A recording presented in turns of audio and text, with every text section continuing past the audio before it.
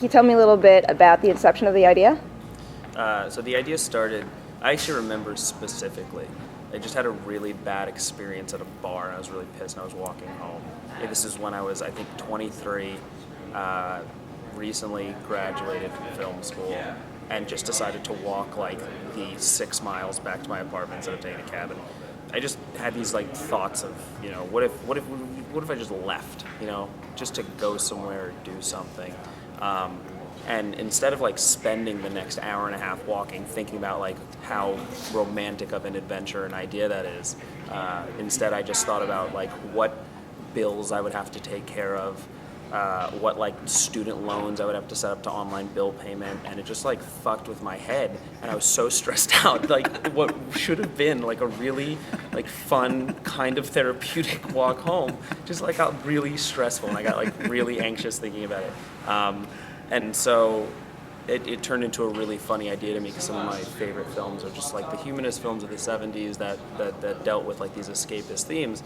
But the thing is, they had a lot to either run away from or go fight for. But for like some white Jew from suburban Maryland, there's like nothing there. Like I had a totally fine life. So it's just like that idea to me just became dead, I guess, and I think that idea is a little bit gone after, you know, you're not going to go ride to Mardi Gras with a bunch of drugs and money in your Harley anymore. So it just, you know, that kind of, you get evolve it. We put the drugs in safely in our cup holder, but yeah, you get evolve. So is this trip that he goes on in the movie, is that the trip that you would have wanted to take? No. Probably the trip you would have taken. No, it's probably the trip we would have taken. I was kind of thinking that. Yeah, it's like if I did actually make the decision to lie to my girlfriend, now fiance, and just go on a trip south, what would actually happen? And I'm pretty sure it'd just be a lot of bullshit and nothing, but, you know. Yeah, it's a guy who wants to be in a road trip movie, in those films you talk about. Right. He would love to be in those movies, but he doesn't really know how to do it. And the reality is, you just kind of go looking for adventure, not really knowing how to find it. Are you a good driver? I'm better than I was. And because, like, you're not from here, so I kept thinking, how is it, you know, having to hop in a car with the wheel on the other side? Yeah, well, to be honest, I wasn't a very good driver in England, so it helped, I think, that I wasn't too set in my ways. Well, you didn't tell me that. Yeah, of course not. Yet in one scene, you still let him take his hands off the wheel. Yeah. He didn't let me do that. Let him is a very. He didn't cut the camera. Yeah. No, it was also, cars here are automatic, so it's easy. You know, highways are so big, it was fine. I don't know whether it was his posture, but I don't know if he was really nervous driving, because, like, you know, you sit and you drive and you sit like this, but the entire time, There's a character just choice. straight. I mean, it was impressive. That was great. Yeah. Your back was straight. I thought you were just He's a pretty uptight guy. How is it for you shooting so much of a movie in a car where it's like one guy in one space and still keeping the visuals interesting? Cars and water, it sucks. Shooting in cars, shooting water, it sucks. But it's I think more liberating, because you really have to, you know, you can't just, I mean, you can just take a camera and go in a car and do it, but then, you know, there's a lot of considerations in terms of safety, which we paid zero mind to. Anyway, I mean, we thought We did some safety. We thought we did, but then I think like we had the camera and like blankets covering windows to protect us from sound, while he was just driving, not connected to anything sometimes. And I think we were very close. A lot of people tried to keep it from you, and I made sure we tried to keep that information from you. That you almost hit a car and the guy almost spun out. And it was a really bad situation, but he didn't see any of what was going on. Totally focused. Nothing. The best bits actually was when you had the camera in a flatbed truck and I had a little walkie-talkie, and then we could do scenes that I was talking on the phone, or just doing scenes from getting from A to B, and I had to kind of approach. It looked like you can't see the truck in front, but approach it and do this kind of stunt, and then overtake it, and you get these really nice shots that look really expensive, as if you've got some kind of crane moving around the car, but actually it's just the car moving around the camera. And stuff like that. It was really fun to kind Just of a work bunch out. of idiots, like a bunch of idiots eating beef jerky, like speeding around cars, and really, really fun. How was it making the transition from film school to your first feature like that? Because I imagine in the film school environment, certain things like insurance and all that kind of stuff is kind of mapped out for you, and then all of a sudden you're kind of left to do it on your own. Well, the biggest thing was insurance. It's funny you say insurance, because film school. at NYU, it's a great program for all intents and purposes of what film school should be. But at the end of the day, that it's, they don't tell you at the beginning that one of the most important things you could probably do is like minor in the business of it and just understand that part. And I was really lucky because I met my producing partner at Uncork Productions at NYU, so I had that voice there that kind of leads you to do things a little bit more properly, because when you're making a film, you can just get really liberal with rules and regulations and business practice that absolutely need to be there for the safety of the crew, for the safety of the product you're making, for the safety of your own bank account. So that was probably the toughest part. Is you're not a student anymore.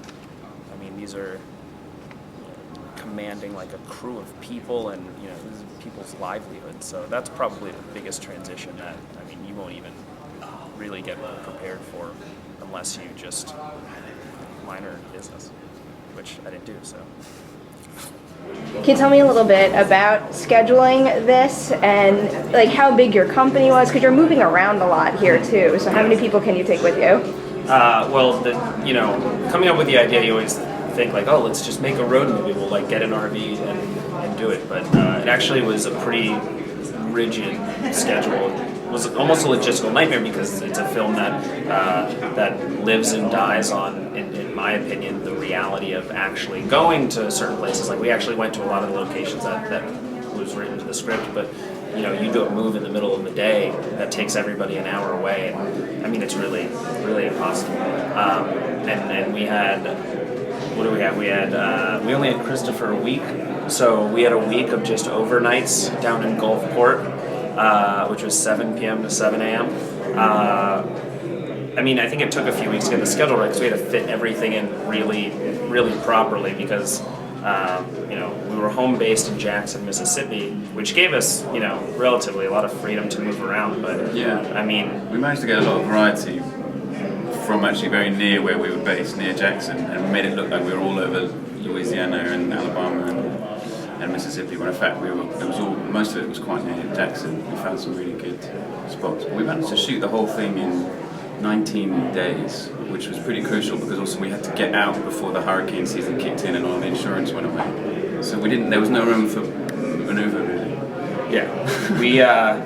Were all those big things written into the script, or is that just things you found in the area? No, those were written in. And the crazy thing is like there are like hundreds. I was about to say thousands, but I don't think there are thousands of these things on the. You'd be hard pushed to find thousands. Definitely hundreds. Maybe around the world, but hundreds. But anyway, like the bucket, there was like the world's largest bucket was formerly in Tennessee.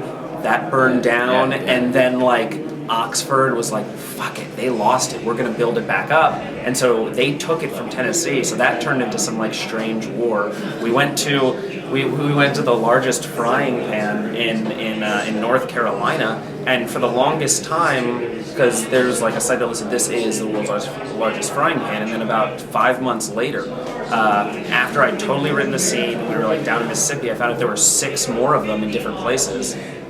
And it's like, it doesn't even matter. There's no accountability. You can just erect anything and call it the largest. But I feel like this culture is a movie in and of itself. Yeah, it's wild. It's really interesting. There's an entire economy of this small town in Rose Hill that is based on this tiny metal structure that they attached a metal plate to and call it the world's largest frying pan. And it's their thing now, and it's great. People love it. Can you tell me now how the two of you came together? Magic, love. Yeah, it was just meant to be. Bryan, for some reason, had offered me the part in another script that he'd written, and I just wasn't used to being offered parts out of the blue by strange American people. So Did you two know each other beforehand? No, it just came out of the blue. It just came through my agent. So I kind of got in touch, and I said, "Who are you, crazy person?" basically. And we kind of got talking, and we ended up talking about this road trip movie. And we thought, "Oh, that's a great idea." And we started talking about it. And he had this idea, and he'd already basically written it. And then I read it, and I thought that's great. And we talked about it, and then kind of put the money together. And actually, in the end, it didn't. From kind of first meeting till we started shooting was 7, 8 months or something. Really, fortunately, a short amount of time. Yeah. It was amazing. Was this after Game of Thrones for you? This was all after Game of Thrones. Yeah, so I would imagine you would start getting offers at that point. What's Game of Thrones? Game of Thrones is just like this fantasy thing that people really like. Yeah, it's like this thing with swords and Dungeons and Dragons. Yeah, it's on TV. Don't worry. So yeah, well, You do have an HBO lanyard around your neck. Yeah, Bryan, respect. Yeah, no. I mean, not in terms of flat out. You get a script and you go, we just can sit and have a look at this and see what you think. Be like this. We'd like to offer you this role. I just wasn't. I thought it was a typo. No, I'm glad he was crazy enough to do it. And now how about getting into this character in terms of the fact that what we see on screen is only kind of like a sliver of his life, and especially because he's talking to his girlfriend the entire time, who you're really never looking at. Yeah, well that's the thing about, we tried to spend a long time in I guess the preparation of the script and the character was preparing stuff that you actually never see on the page or on the screen. It's about working out between us what has happened in his life to make him do this.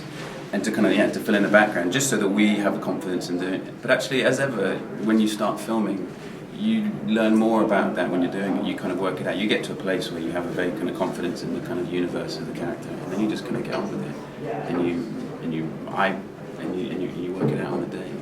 And how about working with all the supporting characters? Because like each step of the way, he's either alone, but when he's with someone else, he's only with them for like the shortest period of time, and then it's on to the next. Like, did that affect your portrayal of him at all, where you had to keep reminding yourself what point he was at? No, not really. I mean, I kind of knew the story kind of very well. As ever, when you're with other actors, especially people who are in for just a day, you just have to be very present in that moment. You have to play this scene differently that because of what just happened before. You allow these things to work on you rather than to try and fashion them into your own story.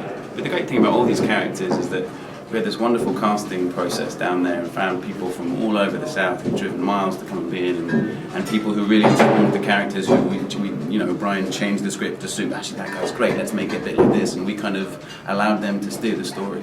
I'd say there was a lot of he. It was more like how he affected the character. It was more like an I thing, because we spent enough time down there prepping and talking, like spent a lot of time talking beforehand, and Harry would ask these questions and get into character. So by the time we were down there, it was almost like he spoke in an American accent the entire time. And on our road trip, because we drove down to the production set, and people would ask him, "Oh, what are you doing?" He said, "I'm coming from New Jersey. I've never been down here before." So it was just like there was a bit of that, wasn't it? Yeah, there was a bit of that. It was great because there was enough time to prepare that. You just get so involved in this character that you could just start, running and adapting and modifying things, which is crucial to have on a low budget film. That when things come up, you can just pivot, which Harry was able to do. I mean, even in the casting process, he approached everything with just this wide naivety, which really made it tough when I had to say, "Okay, Harry, stop," or Craig. I think I called you Craig sometimes. I just started calling you Craig, and I said, "Tell him to stop being so nice to people and stop talking." That we had like 500 other people to come through, and he just wanted to know everything about these people. I said, "Listen, that guy's gonna be standing in the background of a gas station. You don't need to know these things." Were there a lot of non-actors in this that you kind of just met along the way? Yeah, it was funny because a lot of people, most people came in and said like, "Oh, like I brought my sister with me, but she's not here to act." And it was usually really that the people person. we cast often, because especially with the kids, was the most interesting. We got this wonderful scene with these teenagers that Craig hooks up with in a section of the movie, and we wanted. He spent some time, and we wanted to find these kind of bad teenagers who would have been up late drinking in Mississippi on Tuesday night. And obviously the kids who come to an open casting call are good behaved kids who have, who've just come from their Bible class and they've got hockey later and they're going to do some drama and their mum is outside wishing them well. And you ask them about, their life and you're like, you guys aren't going to, we need to improvise and to, mess around and to try and get beer off this guy. And actually, the people we ended up casting were the friends of people who were working near the casting place. Like, my niece, she's a nightmare. Get her in. Yeah. And she was the person we cast. I remember every kid that we asked was like, "Do you drink?" And they were just like, "No." But this one girl, I said, "No, it's okay. Do you?" Yeah, and I was like, "No. You can tell me." Then it was just really inappropriate. Right, and then the one girl, the girl we ended up casting, it was. I don't think I said one more word to her after I said like, "So do you drink?" And she just goes, "No, smoking's my thing." And I was like, "Oh my god,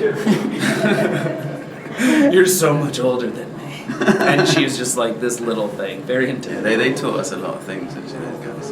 Yeah. Is there anything you learned making this that you're going to take with you to future features now? How much time do you have? Is there It's a- that question. Is there any one would you do particular things- thing that's like absolutely pivotal that you would say to anyone else out there that wants to go make their first feature, you can't do it without this?